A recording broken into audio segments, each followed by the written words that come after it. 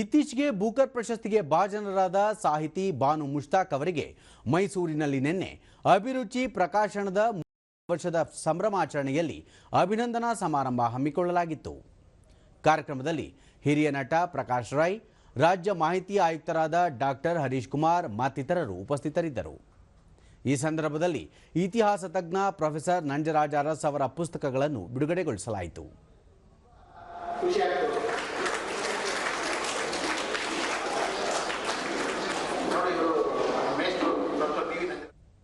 ಬಳಿಕ ಬಾನು ಮುಷ್ತಾಕ್, ದ್ವೇಷ ಹಾಗೂ ಅಸೂಯೆ ತೊರೆದರೆ ಪ್ರಪಂಚದಲ್ಲಿ ಯುದ್ಧಕ್ಕೆ ಅವಕಾಶವೇ ಇರುವುದಿಲ್ಲ, ಮನುಷ್ಯರ ನಡುವೆ ಉತ್ತಮ ಬಾಂಧವ್ಯ ಮೂಡಿಸುವ ಕೆಲಸವಾಗಬೇಕು ಎಂದು ಅಭಿಪ್ರಾಯ ವ್ಯಕ್ತಪಡಿಸಿದರು.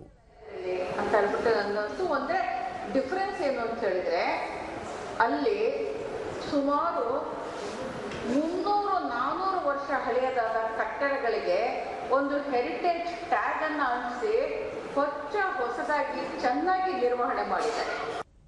ಪ್ರಕಾಶ್ ರಾಜ್, ಬಾನು ಮುಷ್ತಾಕ್ ಅವರ ಸಾಹಿತ್ಯ ಹಾಗೂ ಬರವಣಿಗೆಗಳು ಮಹಿಳೆಯರು ನೊಂದವರ ಧ್ವನಿಯಾಗಿರುತ್ತವೆ ಎಂದರು. ಸ್ಪಂದಿಸಿ ಹರಿಯುವ ಕಣ್ಣೀರಿಗೆ ಈ ಕೆನ್ನೆಗಳ ಪರಿಚಯ ಆಯಿತು. ಆ ಥರದ ಬರಹಗಾರ್ತಿ ಅಥವಾ ಎಷ್ಟೋ ಬರಹಗಾರರು ನಮ್ಮನ್ನು ಆ ಥರದ ಸೂಕ್ಷ್ಮ ಸಂವೇದನೆಯನ್ನು ಬೆಳೆಸಿದ್ದಾರೆ. ಆ ಥರದ ಒಬ್ಬ ಅದ್ಭುತವಾದ ಕನ್ನಡದ ಬರಹಗಾರ್ತಿ